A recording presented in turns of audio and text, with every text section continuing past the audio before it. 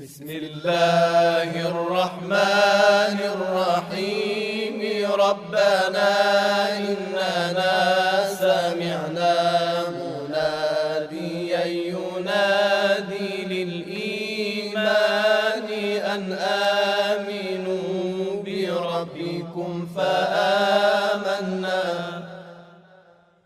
ربنا فاغفر لنا ذنوبنا وكفر عنا سيئاتنا ربنا فاغفر لنا ذنوبنا وكفر عنا سيئاتنا وتوفنا مع الأبرار.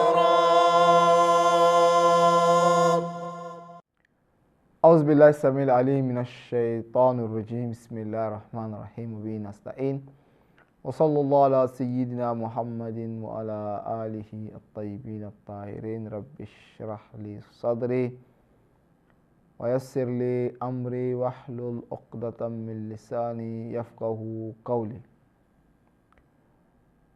اللهم كن لوليك الحجة بن الحسن صلواتك عليه وعلى آبائه في هذه الساعة وفي كل ساعة وليا وحافظا وقائدا وناصرا ودليلا وعينا حتى تسكنه أرضك توءا وتمتعه فيها طويلا برحمتك يا أرحم الراحمين. Au nom d'Allah, le tout miséricordieux, le très miséricordieux, paix et bénédiction sur le noble de ses créatures, le saint prophète Mohammed sallallahu alayhi wa sallam, sur sa sainte famille, ses vertueux compagnons et sur ceux ou celles qui suivront sa voie jusqu'au jour de la résurrection. Que Dieu nous aide, qu'il fasse de nous des musulmans vertueux, qu'il nous quitte sans cesse sur le droit chemin. Chers frères, chers sœurs, recevez la salutation de paix et de miséricorde qui est assalamu alaikum wa rahmatullahi wa barakatuh. Dans l'émission précédente, nous parlions de la jalousie et, n'est-ce pas, de l'envie. Et nous disions que celui-là même qui est jaloux ou qui a envie ses semblables ou son prochain se met face à un tort, face à un châtiment qui est tantôt spirituel, c'est-à-dire qui touche son âme, qui touche même son existence physique et corporelle. Et nous disions que l'envie voudrait dire que le fait de souhaiter que les biens ou les grâces ou la faveur qu'Allah subhanahu wa ta'ala a faite pour un tel soit dissipé. C'est-à-dire avoir cette envie-là que les grâces qu'Allah subhanahu wa ta'ala a faites pour une telle personne puissent, n'est-ce pas, se dissiper. C'est comme ça que nous avons essayé de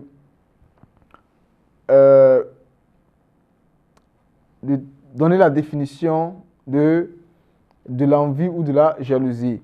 Et même, souvent, cela même te pousse à rentrer en action, c'est-à-dire à émettre toute ton énergie, physiquement même, afin de pouvoir dissiper, n'est-ce pas, ces grâces-là.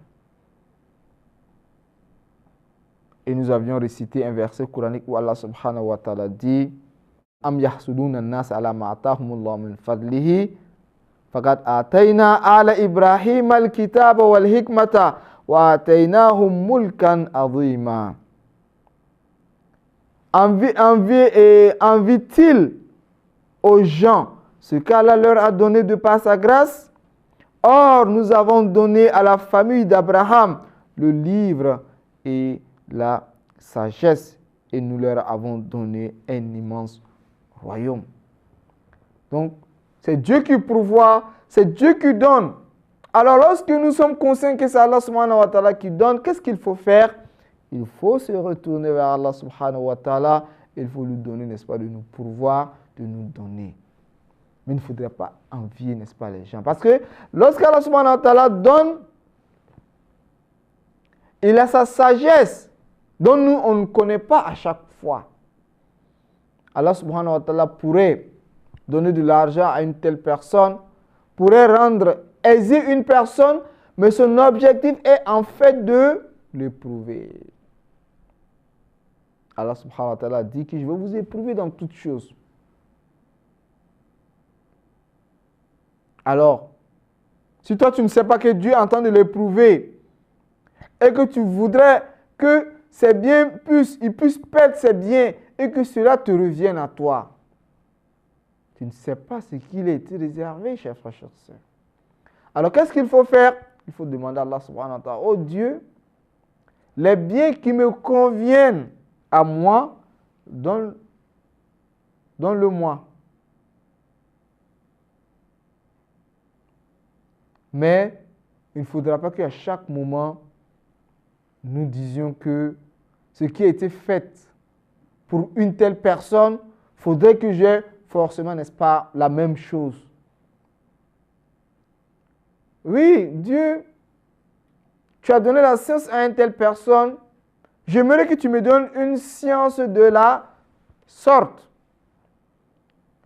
Ça, ce n'est pas une envie négative. On appelle ça en arabe al-ghibta. C'est un souhait en fait. Je souhaite avoir les mêmes sciences qu'un tel a. La richesse qu'un tel, n'est-ce pas, a. Ça, ce n'est pas la jalousie, n'est-ce pas, au sens négatif.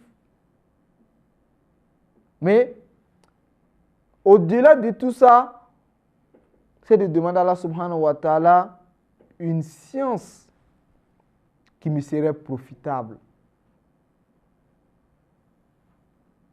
De l'argent qui me serait profitable.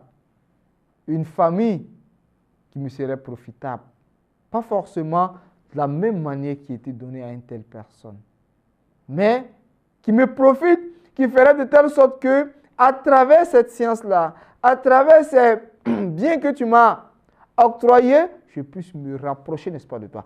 Parce que lorsque l'être humain regarde les biens comme étant l'objectif, il s'égare. Les biens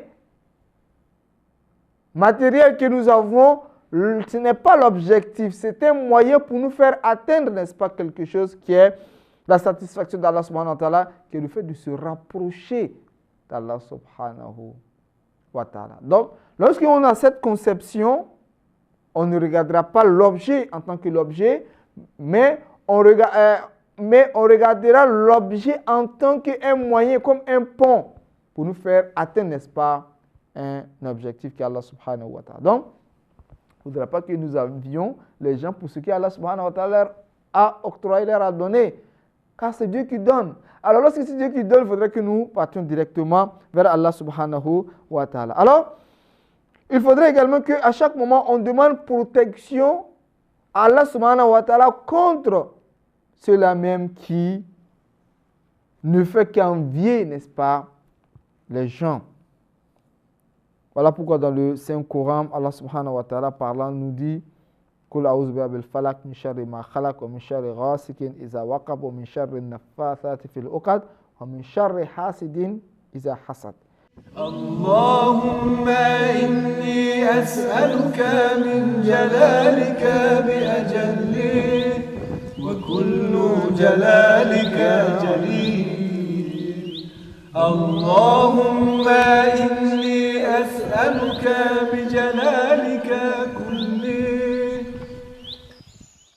Il dit, je cherche protection auprès du Seigneur de l'aube naissante contre le mal des êtres qu'il a créés, contre le mal de l'obscurité quand elle s'approfondit, contre le mal de celles qui soufflent les sorciers sur le nœud et contre le mal de l'envieux quand il envie. Donc, l'envieux a un effet. C'est parce qu'il a un effet ici qu'on demande de demander protection auprès d'Allah subhanahu wa ta'ala contre celui-là. Et dans les hadiths du Saint-Prophète Mohammed sallallahu alayhi wa sallam, on nous dit, il dit utlubul hawa'ij bil kitman fa inna kull zi ni'matin mahsoud. Il dit cherchez vos besoins. Allez-y vers vos besoins dans la cachette. C'est-à-dire quand tu veux entreprendre quelque chose au début de l'action, il ne faudrait pas publier cela. Il ne faudrait pas que cela soit au-dessus de tout le monde. Oui, l'être humain, tu es appelé à concerter des personnes, à partager, n'est-ce pas, des idées avec une personne, deux personnes, ça c'est tout à fait normal, mais il ne faudrait pas que tu publies, n'est-ce pas, cela, car toute grâce est enviée. Car toute personne qui est porteur des grâces est toujours, n'est-ce pas, enviée. Alors, c'est en fait la jalousie dans, n'est-ce pas, les versets coraniques. Oui, il y a plusieurs versets, mais nous ne pouvons pas traiter tous ces versets-là. Alors, sans plus tarder, nous allons essayer d'aborder les hadiths pour voir, n'est-ce pas, qu'est-ce que les hadiths disent concernant cette action qui est, n'est-ce pas, la jalousie, qui est en fait l'envie. Alors, les imams nous disent que le fait d'être envieux tire sa source, n'est-ce pas, dans la mécréance. Il dit usulul kufr salasa. Parlant des bases de la mécréance, l'imam nous cite al-hasad qui est la jalousie ou, n'est-ce pas, l'envie. Et l'imam Sadiq également nous dit, le premier hadith se trouve dans Usul al-Kafi, mais si on devrait donner les références, on dirait comme ça que le verset Am yahsuduna nas ala ma atahum se trouve dans Surat Nisa, verset 54. Et min sharri hasidin iza hasad, c'est Surat al-Falaq, l'aube naissante, verset, n'est-ce pas, 5. Ce hadith où l'imam Jafar Sadiq alayhi salam, imam Sadiq alayhi salam dit que les bases de la mécréance sont au nombre de 3 et qu'il, entre autres, il nous souligne, n'est-ce pas, al-hasad qui est, n'est-ce pas, la jalousie. Usul al-Kafi, tome 2, page 289. Il dit que al-hasad qui est la jalousie dissipe la foi en l'être humain. De l'autre côté, ça fait partie des principes fondamentaux de la mécréance. De l'autre côté, ça va détruire, n'est-ce pas, ta foi. C'est dans ce sens que l'imam Sadiq alayhi salam nous dit ceci, et le saint prophète également dans un de ses hadiths, dit ce même hadith-là, il dit « Inna al-hasada ya'akulul iman, kama ta'akulul nar al-hataba » Il dit que la jalousie dissipe, détruit, n'est-ce pas, la foi, comme le feu dissipe, n'est-ce pas, la braise, ou dissipe, n'est-ce pas, le bois ou le fagot. Cela se trouve également dans Usul Kafi, tome de page 306. L'imam Sadiq alayhi salam nous donne un autre hadith dans lequel il met en évidence que la jalousie est un signe d'hypocrisie. Il nous dit innal mu'mina yaghbid wa la yahsud wal munafiq yahsud wa yaghbid. L'imam Sadiq alayhi salam dit que le croyant souhaite avoir la grâce ou les grâces qui ont été faites pour une telle personne Il dit, mais en aucun cas, il n'est jaloux et en aucun cas, il n'est, n'est-ce pas, envieux. Wal munafiq, mais l'hypocrite, yahsoud, envie, yarbit, et aussi a la volonté ou bien a, n'est-ce pas, un souhait d'avoir, n'est-ce pas, les biens d'un tel. Il était mis également en évidence par l'imam Sadiq alayhi salam que Al-Hasad, qui est la jalousie, Afatuddin, c'est le fléau de la religion. Donc, il dit Afatuddin Al-Hasad. Il dit le fléau de la religion, n'est-ce pas, c'est Al-Hasad qui est, n'est-ce pas, l'envie. Et il nous dit également que celui-là même qui est envieux n'aura pas, n'est-ce pas, le plaisir, n'est-ce pas, de bien vivre.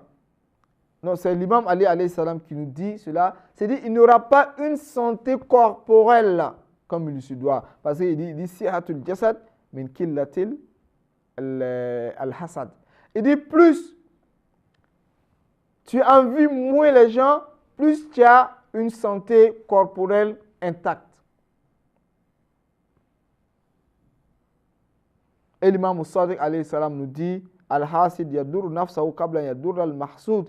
Il dit celui-là même qui est envieux se fait du mal soi-même avant que son mal puisse atteindre, n'est-ce pas, celui-là même qu'il envie.